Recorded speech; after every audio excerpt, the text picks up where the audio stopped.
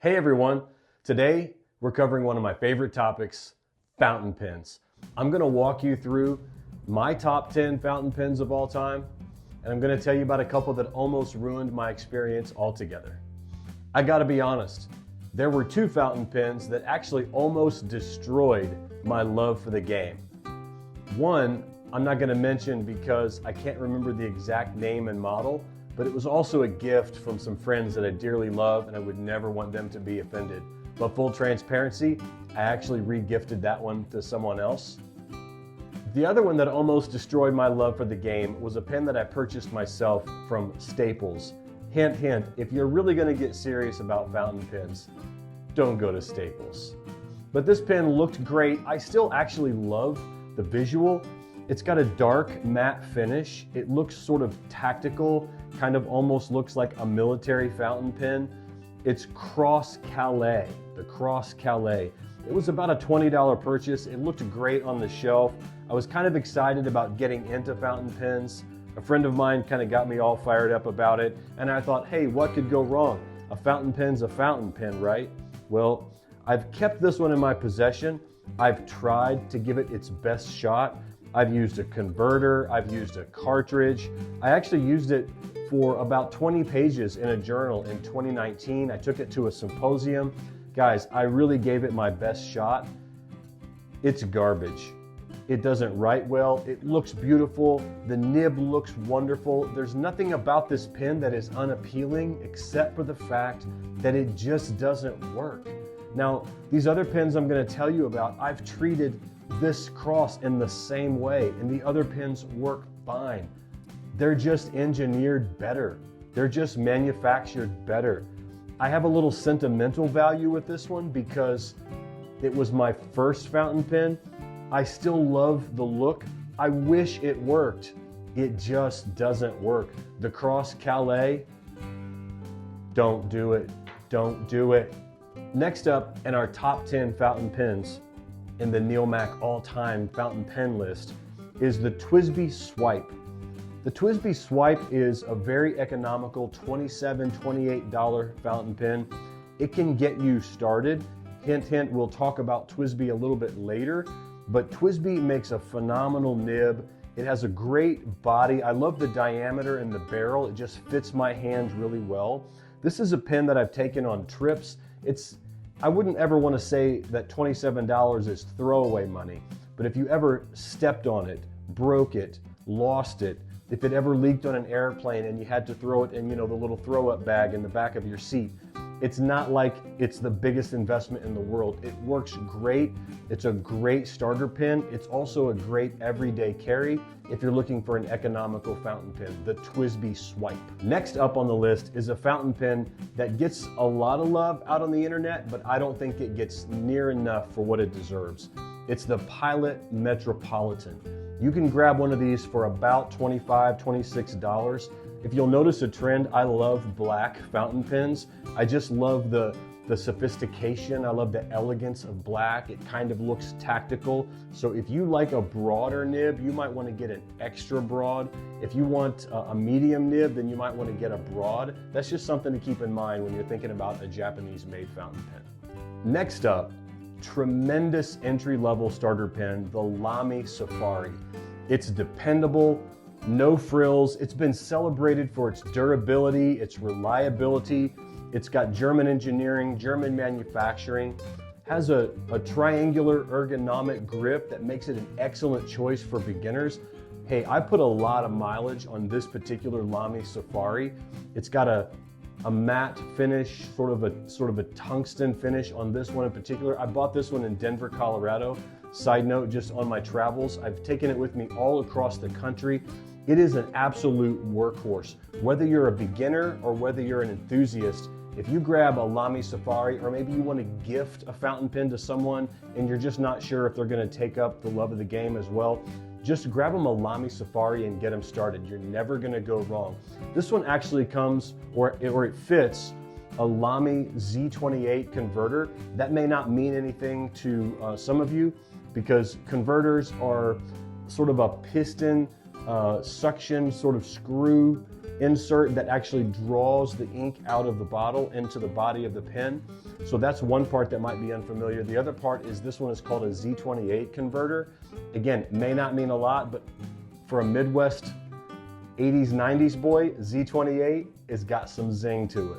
Next up, the Lamy Safari's better looking older brother or older sister is the Lamy Vista. Still in that $30 price range. It's a great starter pen, but let me tell you, if you have to make decisions for budget reasons, or you just don't want to have extra pens laying around and you say, hey, what is one good pen that I can use for all occasions? The Lamy Vista. It's a demonstrator fountain pen. As you can see, it's clear, translucent.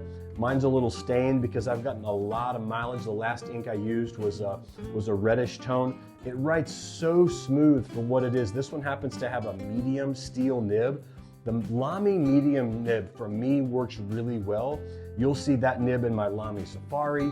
You'll see it in my Lamy Vista and another Lamy pen that I have to show you here in just a second.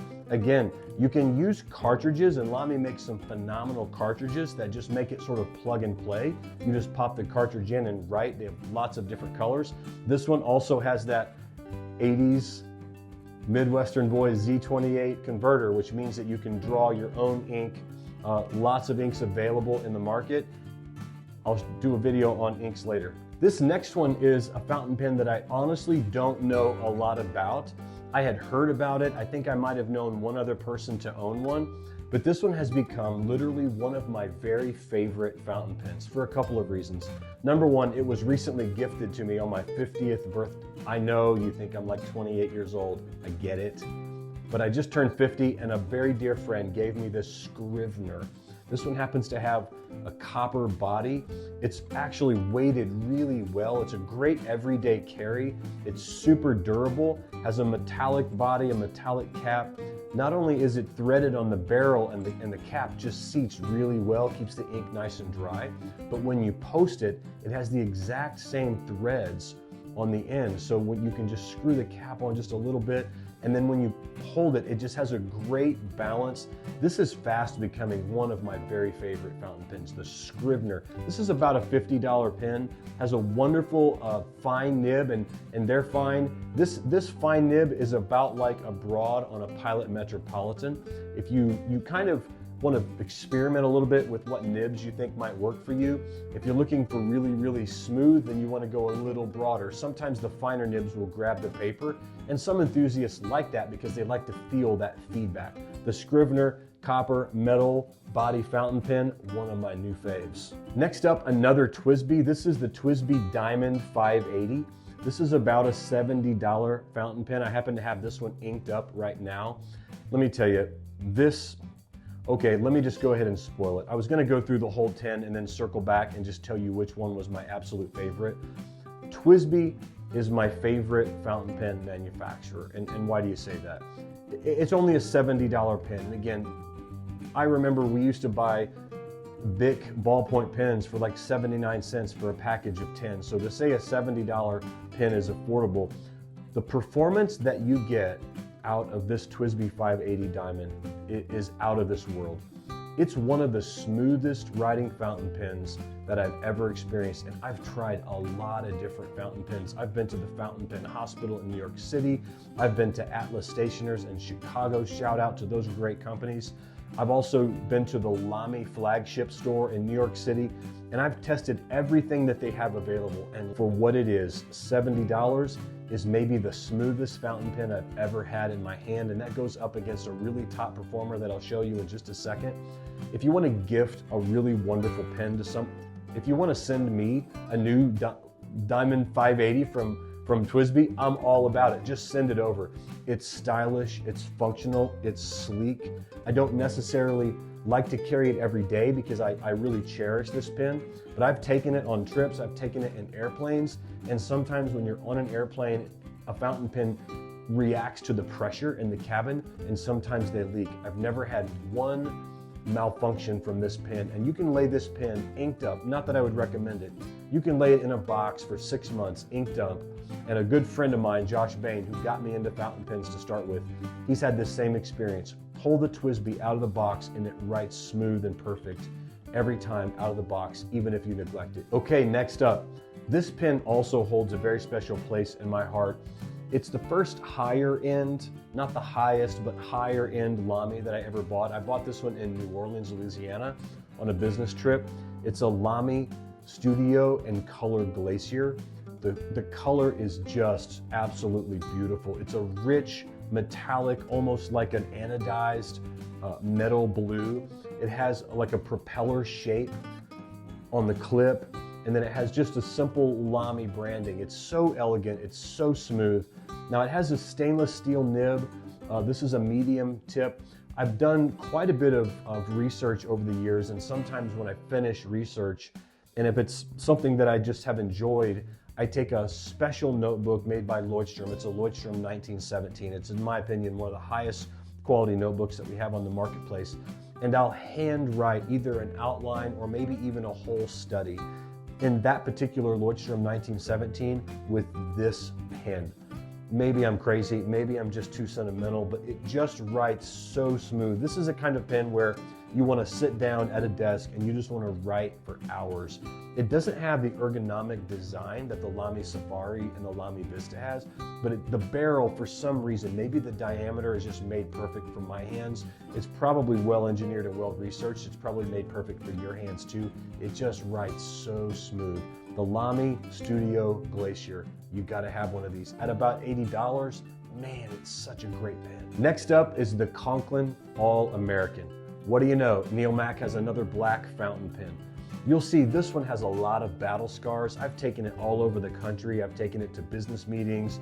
I've taken it to sales presentations. I've used it in hotel rooms and conference room floors. It's got some battle scars. Let me tell you, if you're gonna get into fountain pens, take them with you. Get them out, take them to a coffee shop, use them, kind of abuse them. There's no reason to have a fountain pen and just collect it and just leave it in a box. It's kind of like that old saying, use your best china every day.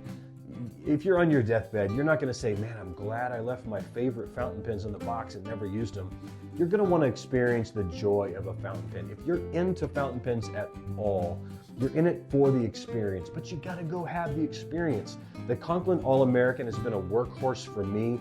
It's been just a great experience. It just looks elegant. It looks old school. It looks old-fashioned. Conklin was actually founded in 1898. It remains one of the most influential and innovative brands from what's now considered the golden era of fountain pens. And apparently, in response to some of the economic challenges in the 1930s, Conklin introduced the All-American collection. It was an affordable but yet a high-quality pen designed for everyone. And if memory serves me correctly, Mark Twain actually used a Conklin. Not sure which model it was, but if you use a Conklin All-American, you're not going to be disappointed. Almost there, guys. Just two more pens to share with you. I don't know if you can tell, but I love fountain pens. This next one is the Sailor 11. It mimics the Sailor 1911. This one is a 14K nib as opposed to a 21K. This one runs about $85. Again, another black one. This was actually gifted to me about 5 years ago, and even my friends know that I like black fountain pens. It writes super smooth. I like the fact that it's small and you can throw it in your pocket. It also posts up really well. If a smaller pen is not good for your hand, you can put the cap on the end, and it just has really good balance. I'm amazed at how well fountain pen companies actually engineer their products for the human hand. This fountain pen made by Sailor, it's the Sailor 11, mimics the 1911. It's about an $85 pen. You just can't go wrong. Okay, drum roll please for probably the nicest fountain pen that I've ever owned. This is the Pilot Custom 823. Voila. Look at how beautiful. This is a classic, legendary pen. It has a gold nib. Not trying to flex, no pun intended, but if you want an heirloom pen that isn't going to absolutely break the bank, it's a little over $300. I mean, it's a serious pen. I don't use this every day. I don't travel with this one. I take this out on special occasions. I might use it if I'm taking notes for a sermon of one of my favorite preachers of all time. If I'm going to write something in someone's Bible, if I'm going to sign something for someone in a very important document, then I break out the Pilot Custom 823. Only 2 or 3 times a year will I bother to even ink this pen up. I'll use it for a couple of days, maybe write some special things in a journal that I want to pass down to my kids and grandkids. And then I'm going to take very good care to clean this baby out. This is one that, I mean, I've got the others that I can travel with and experience, and you've seen some of these battle scars, you've seen some of the staining, you've seen that I use these all the time. This one is just a special one. It's a splurge. It was a special purchase at one time. You know, not to be extravagant, but this is kind of like, this is an heirloom. And this is one that if you are into fountain pens at all, and you want to give something special to someone, or if someone is asking you what you'd like for your special anniversary, your special Christmas, or your special birthday, the Pilot Custom 823. Maybe some folks would say, oh, this is a throwaway. To me, this is a very special pen. It is extremely smooth. Now, having said that, I was gonna hold off and wait till the end. In my opinion, if you like the smoothness of the Pilot Custom 823, but you're like me and you don't want to be walking around with a $300 plus pen, the TWSBI Diamond 580. The barrel is very similar in diameter, the weight is very similar, and even though this one has a gold nib and this one has a steel nib, my goodness, let me tell you, my favorite one, this is the big reveal that you've already heard about, the TWSBI Diamond 580. Oh, if you can only have one fountain pen your whole life, the TWSBI Diamond 580. Thank you all for watching. Next time, maybe we'll talk about some ink. God bless.